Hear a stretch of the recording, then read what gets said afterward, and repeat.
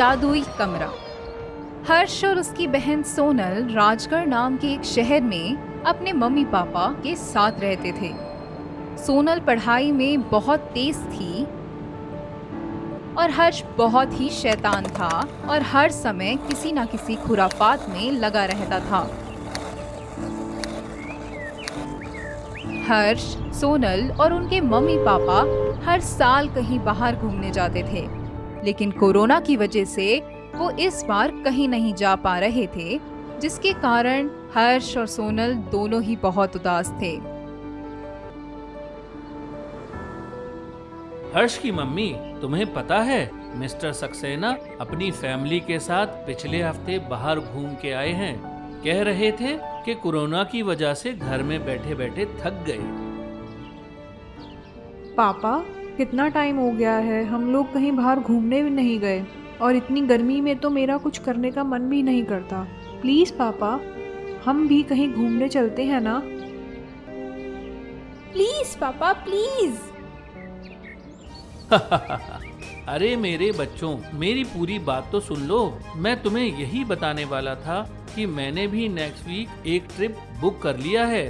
अगले हफ्ते हम लोग पहाड़ों पर घूमने जा रहे हैं।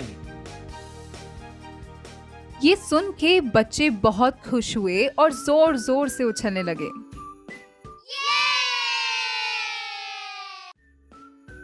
सबने अपनी पैकिंग स्टार्ट कर दी और प्लान्स बनाने लगे कि पहाड़ों पे जाके क्या क्या करेंगे। और अगला हफ्ता आते ही वो सब ट्रिप के लिए निकल गए।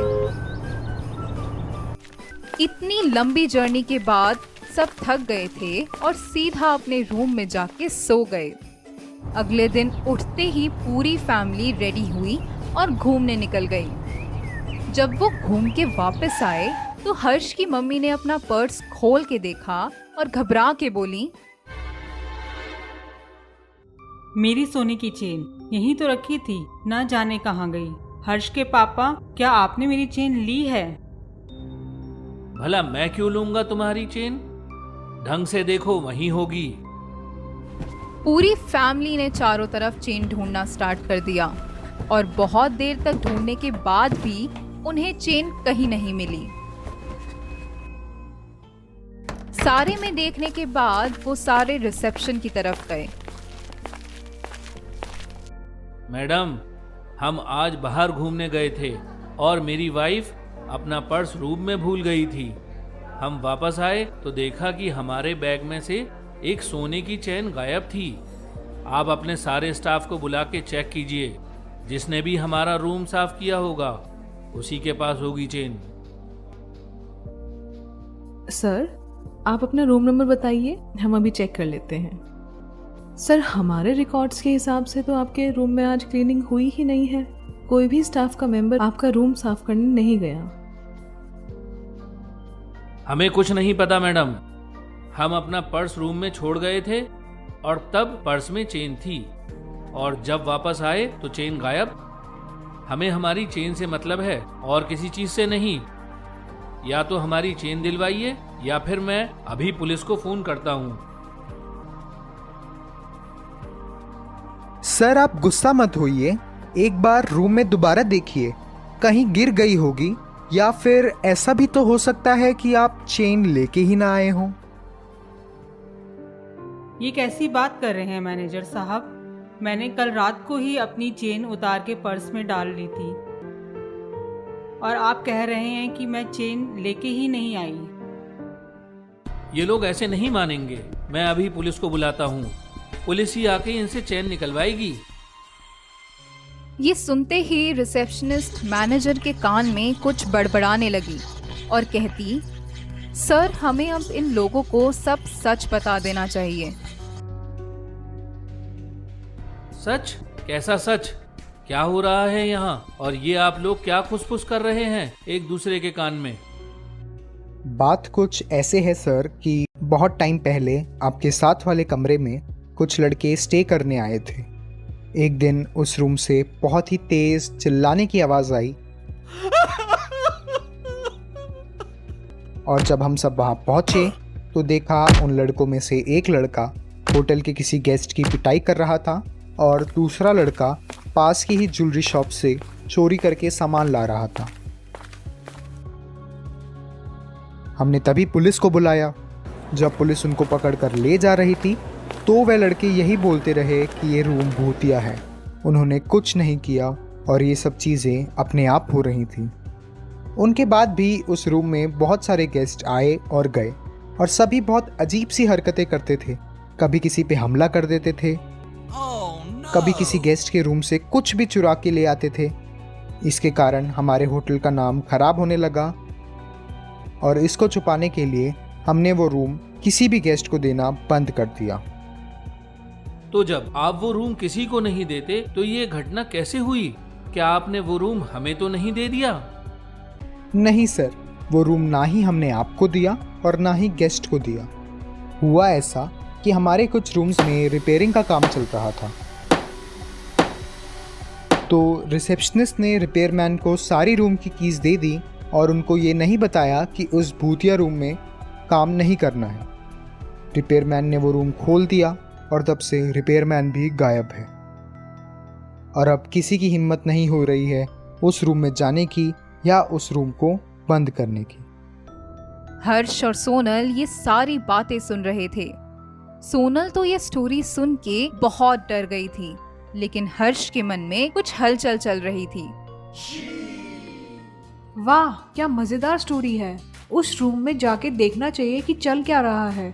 कोई भूत वूत तो नहीं होगा वहाँ। सारे लोग होटल के रिसेप्शन पे खड़े होकर बात कर रहे होते हैं। इतने में हर्ष चुपचाप रूम की तरफ जाता है। होटल के एक स्टाफ मेंबर ने हर्ष को रूम में जाते हुए देखा और उसने हर्ष को बहुत तेज आवाज लगाई, लेकिन हर्ष अब उस रूम में चला गया था। वो डर के होटल के रिसेप्शन की तरफ भागा और चिल्ला चिल्ला के सबको बताया कि एक लड़का भूतिया रूम के अंदर चला गया है। ये सुनते ही हर्ष के मम्मी पापा समझ गए थे कि वो लड़का कोई और नहीं बल्कि हर्ष ही होगा। वो सब रूम की तरफ भागते हुए गए और देखा कि रूम का दरवाजा तो बंद हो चुका था। सारे मिल के रूम का दरवाजा खटखटाने लग गए, लेकिन कुछ नहीं हुआ।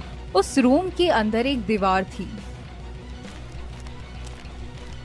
हर्ष चुपचाप उस रूम की दीवार के पीछे जाके छुप गया। काफी देर वहां बैठे रहने के बाद उसने देखा कि जमीन पे बिछा हुआ मैट हिल रहा था। उसे लगा कि वो कोई चूहा होगा, लेकिन देखते ही देखते वो मैट जोर से हिला और नीचे से एक दरवाजा खुला।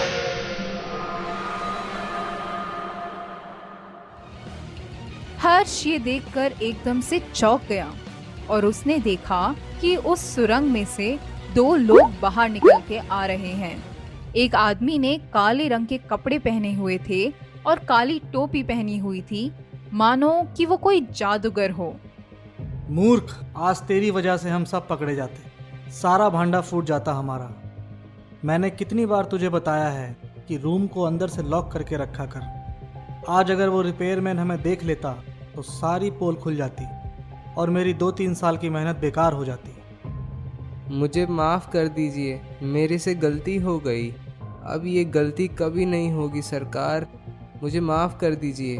आप मुझे वो सज़ा तो नहीं देंगे मालिक?